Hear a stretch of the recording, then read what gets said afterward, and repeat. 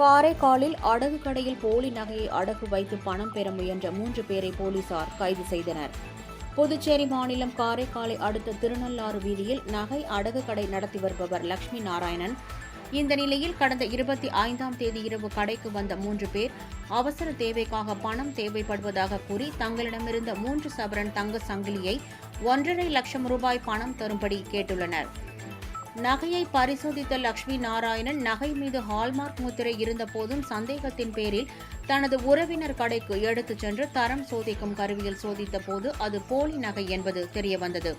இதுகுறித்து தகவல் கிடைத்ததும் விரைந்து வந்த போலீசார் போலி நகையை அடகு வைக்க வந்த 3 பேரையும் பிடித்து காவல் நிலையத்திற்கு அழைத்துச் சென்று விசாரணை மேற்கொண்டனர்.